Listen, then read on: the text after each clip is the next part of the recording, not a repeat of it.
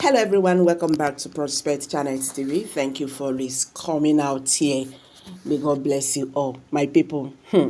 Things are really happening right now in Nigeria, and all these things are happening because of the awareness. People are not beginning to understand. People are not beginning to see the real truth behind everything these politicians does. Anyway, guys, I want to show you this video because Nigerian state is really shaking. We don't even know where we are right now. We don't know where we are going to.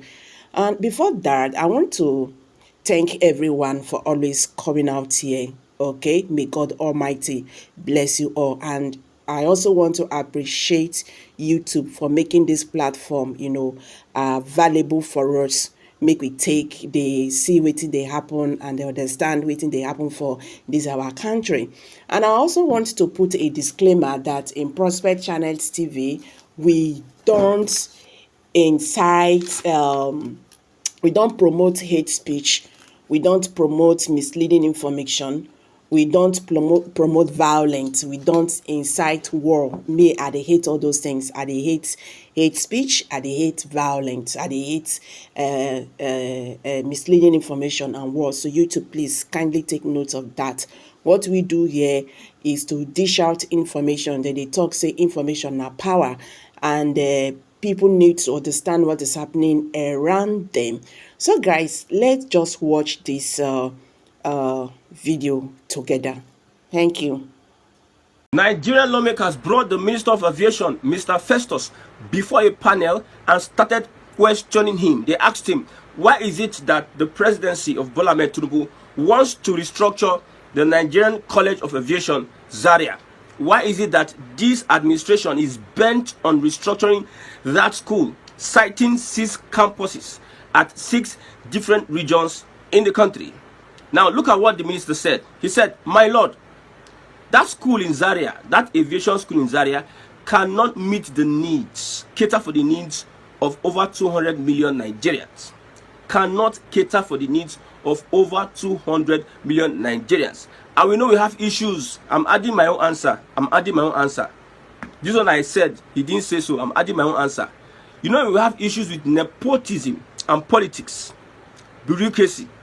Nepotism first. Northern politicians, northern leaders are usually nepotistic. Look at Buhari's government. Look at how he almost employed all the whole of Katsina for federal government appointment. Katsina State, nepotism. We know how nepotistic the North is. So citing that College of Aviation is going to have restrictions on other people. So we need to split this College of Aviation into the 6 different regions so that other people can have access. Not everything, not. Then when you are going to North, they start scrutinizing you. See, when you enter schools, you understand what I'm saying. If you have gotten an admission into different schools, there's this nepotism, there's this bureaucracy, there's this thing that will limit you. There's this politics that's being played. It's all about ethnicity. So since we are an ethnic country, we want to split this Nigerian College of Aviation into 6 geopolitical zones so that everybody will have access. I looked at that tweet and I looked at the comments. Most Northerners were not okay with the answers the minister gave to the Nigerian lawmakers. See, that answer is okay. No more answer. Case closed. The restructuring is it. This administration must continue in its restructuring stride. After the NCA, Nigerian College of Aviation, we are going to the NDA, Nigeria Defense Academy. You think we are just sitting down here and talking anyhow? I've said it before, I don't usually come out to do broadcast. But when I say some things, they make sense and they do come to pass. They happen. I'm not a prophet. But I look at some things and I could do speculations. After the NCA, we are moving to other sectors of the country that needs to be demystified and restructured for the betterment moving forward, because we cannot carry most of our institutions and put in the North that is dragging the country back. If we have the College of Aviation in the Southeast, it will bring skill and experience, connections to the Southeast. We have many Southeasterners, talented, skillful. that if they go to this aviation school, we have many pilots, many people, aviation engineers. How many students in the south that have put one course or the other, but they are unable to achieve that aim, because if you are going to the north, it's like passing through different hurdles. Is that nepotism? Is that insecurity? Is that religious, whatever, that will stop you from achieving your dream as a pilot or as an aeronautic engineer? I remember when we were small, I have friends that wanted to become aeronautic engineer. Then you now realize that we have the Nigerian College of Aviation in Zaria, just one college that is serving the whole 200 million people. It is a good answer from Festus, the Minister of Aviation, that Zaria cannot meet our needs, and let the lawmakers take it like that. After that, we are going to go to other sections of the country. I like what Tinubu is doing. Divide the north, divide, rule and conquer them. Divide. The hand of that Fulani, I'm much more particular about Fulani grip. I'm not concerned about anything. I understand what Tinubu is doing is setting up the southwest massively setting up the southwest against every other region. He's building the southwest. Southwest comes first for him. He's a tribal leader like Awolowo. Awolowo first. That's why when Buhari finished, as a Democrat as he is, he even did much more worse than Buhari in appointments. I'm giving you my backup why he's a tribal person. You see, urbanization never happened before. Look at all the positions. SA, SSAs, ministers and everything. Look at how Yoruba full everywhere. And he's a Democrat too. The military guy who is a nepotistic guy, Buhari, that set this precedent, have not done half of what Tinubu did. So on that part, so I'm not concerned. I'm just concerned about him. That grip of Fulani wanted to impoverish wanted to say the North, remember, we will bring you down. We will do this. This is Nigeria.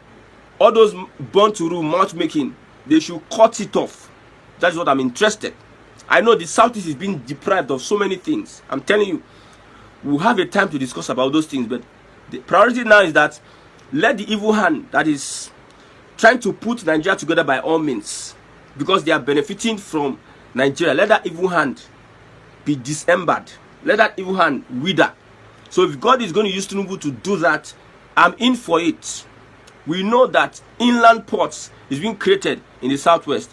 While we have the southern part of Nigeria, we are not focusing on the viability of the inland ports. You know, Ogoni, for a very long time, some people just overlooked Ogoni. Now, they carry billions of dollars going to look oil exploration in the north. Billions, oil exploration. Billions, spend billions. At the end of the day, you are coming back to Ogoni. So those inland ports that the president is setting up in the southwest, you need it better in the south. You need it better in this. That is where it is supposed to be. We as Southerners, we are watching. We understand what is going on. We understand what the president is doing. He's setting up whatever bill you see that is coming up. He's setting up the Yorubas for greatness. He's setting them up, and I don't blame them. We did not understand the kind of politics that has been played in Nigeria a long time ago. Aguiyi and Nnamdi Azikiwe did not understand that Nigeria was not meant to be united. While Ahmadu Bello was practicing his northernization agenda, Awolowo was practicing Awarawa politics in the southwest.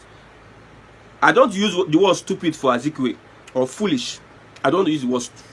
He was a scholar, but he was myopic and blind to the fact that these people are not interested in one Nigeria. You are forcing them. Look at Aguiyi. You are forcing them.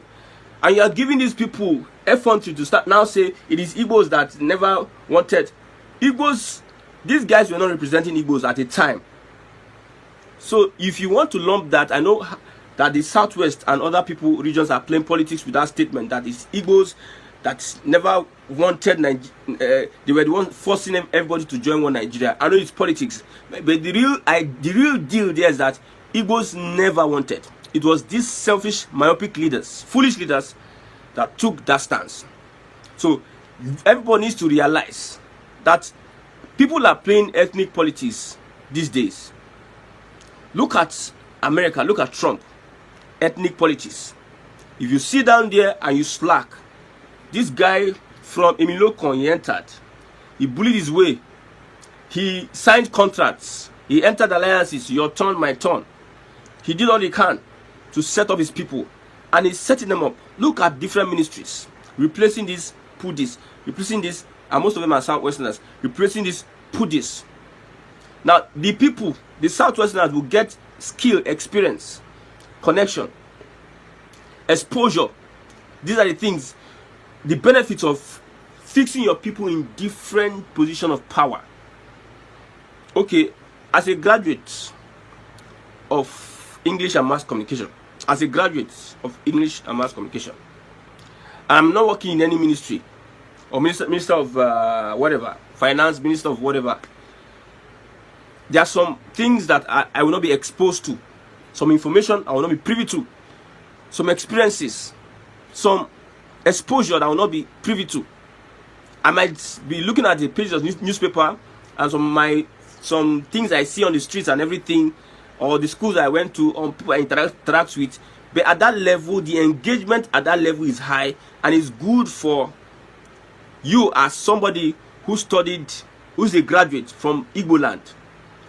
We have very few people at the ministry, the different ministries that are exposed. Because when you want to call somebody that is going to lead the country, a leader, a politician, is somebody that has the exposure. Somebody that, look at Okwebolo. He needs to be in the Senate. Even while he's in the Senate, he needs the backing of some people. Exposure. So Tinubu is giving his people exposure, skill, connection, link, setting up his people for this future. I'm advising my Igbo brothers, whatever you have now, utilize it. Build the foundation of the Southeast. I've told you that Nigeria will not last because everybody is setting a precedence of the ethnic coloration self, the color, whether I know the kind color, the ethnic coloration. Everybody is about themselves. Every region is about themselves. A bigger lion wants to eat the smaller lion. His dog eats dog. Is survival of the fittest. That's the politics that is being played now. How much do you have to bring to the table? What are you bringing to the table? How can you engage us? Do you have the numbers? You see, the Fulani use the Hausa population, and the Middle Belt, use them to negotiate for power and position of authority. Their old Fulani people now rose from the ranks, minority tribal with sense. Those ones are highly nepotistic. A Fulani does not see you as somebody who is in his level. He sees himself as above everybody in Nigeria. The Fulani see themselves as above. One governor said that the Fulani are a special people. He was standing with bandits with gun, saying that thing. The Fulani are a special people. So the Fulani does not see you as himself. No, he sees you as below him. Even if he's living in the bush, or he's rearing cows, and you are driving big jeep, or you're living in a skyscraper, he doesn't see you. He sees you as less of a human being. To him, you are lesser than him. And that's how Islam sees someone that is not a Muslim. Islam, if you're not a Muslim, they look at you as this one, rich. So everybody, the Igbo people, whatever you have, we have been saying it, invest in the Southeast. You start the investment now, creative investment. You think it might not yield. It's for the future. Look at how the Southwest politicians gather themselves and they were thinking ahead, and see where they are today. Although if you take away Lagos, there might not be any Southwest, but they focused on that Lagos and made sure that they secure that Lagos till death do them part. And Lagos is like Nigeria.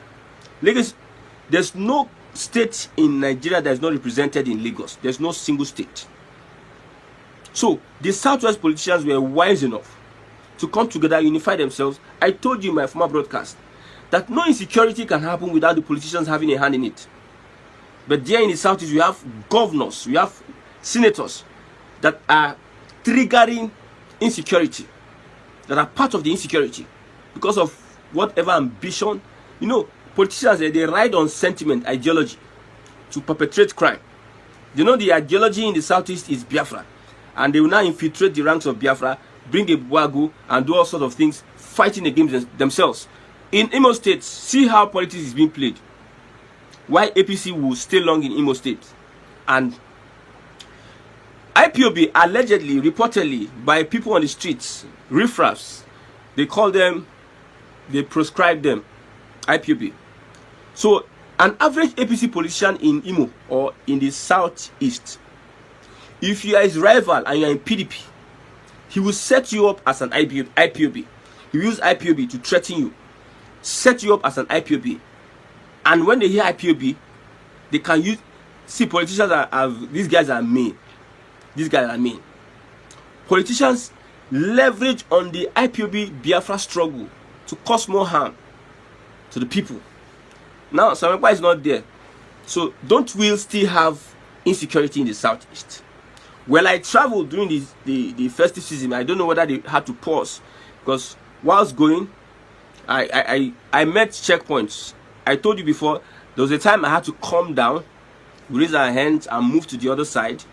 And Aboki that was in the bus with us, usually they tell you that you should not make calls when you're approaching the checkpoint. Don't make calls. If you make calls, now trouble for you. But this Aboki did not even, he made his call. They called him and they interrogated him. Eventually, it not take 2 or 3 minutes, they release him. Then some people were now murmuring, saying that if it were an Igbo man, you're brony Igbo. If it were an Igbo man, they will have arrested him. You see, when I talk about the nepotism of the northern Nigeria, look at Ahmed Bello, his mentality, northernization.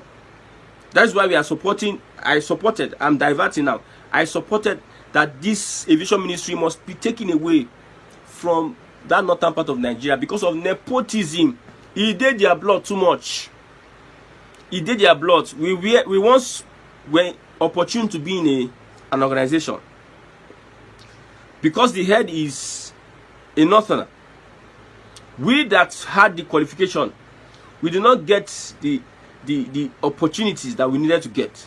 But some dullards from the northern part of Nigeria, they packed them like sand and gave them the opportunity. They put few of them that were good and few southerners that were good to just oversee them. They were just there for the money.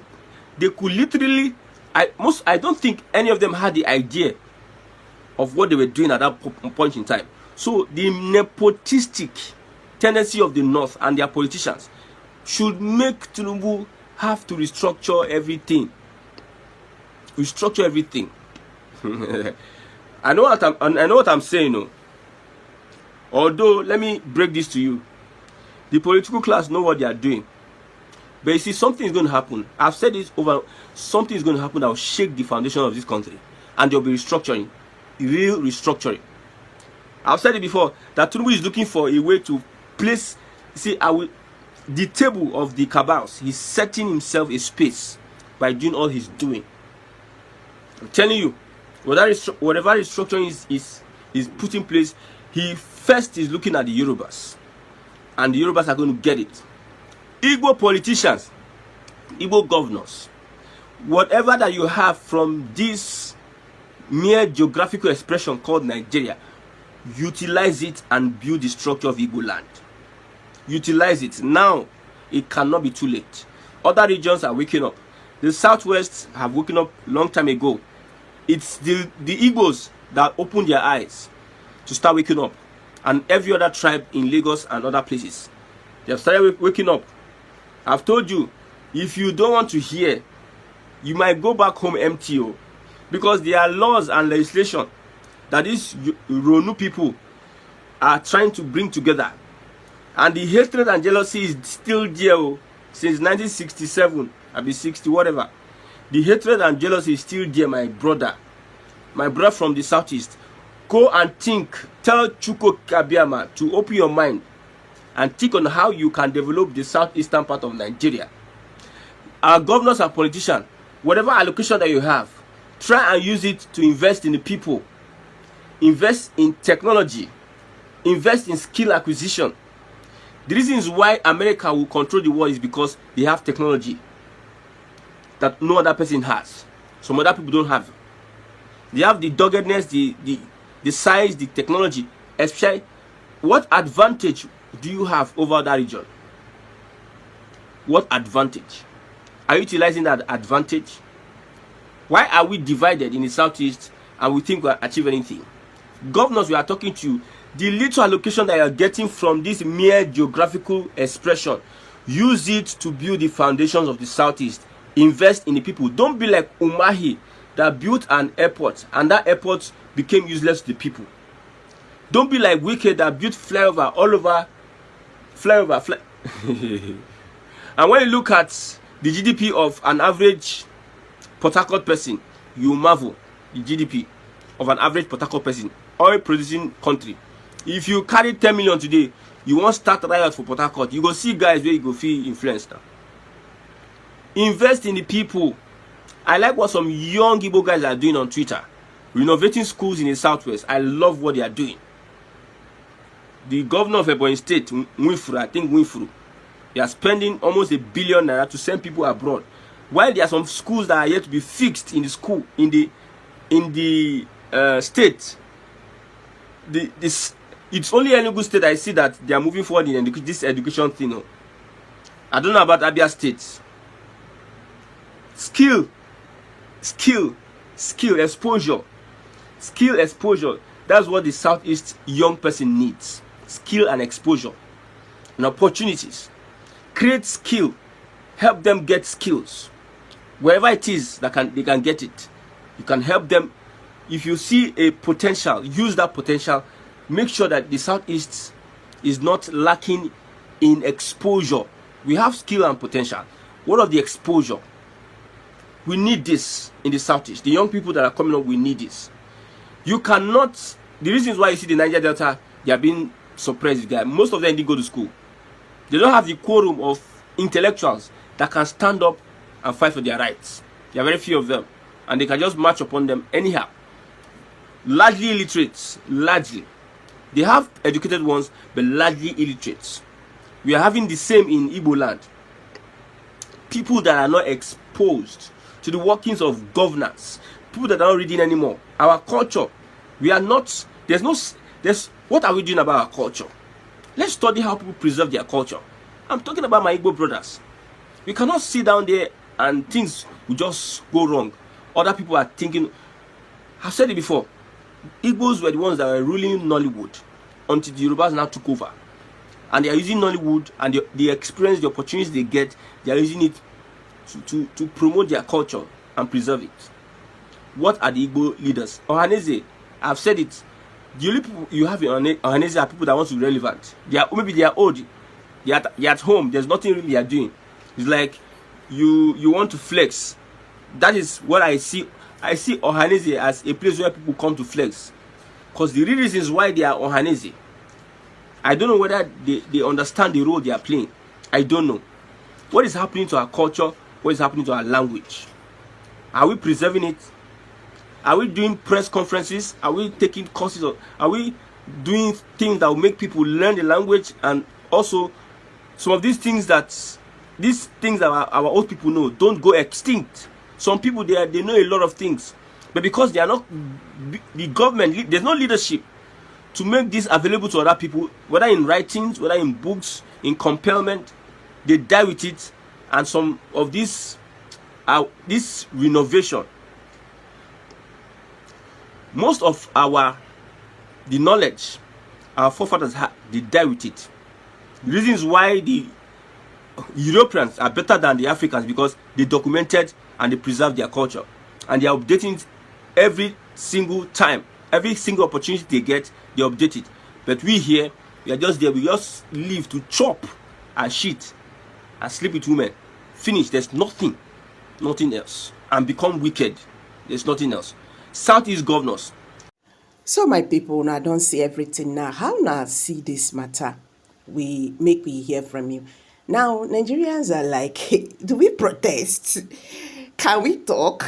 Who is going to talk? I beg, drop your comment below the comment section. Thank you.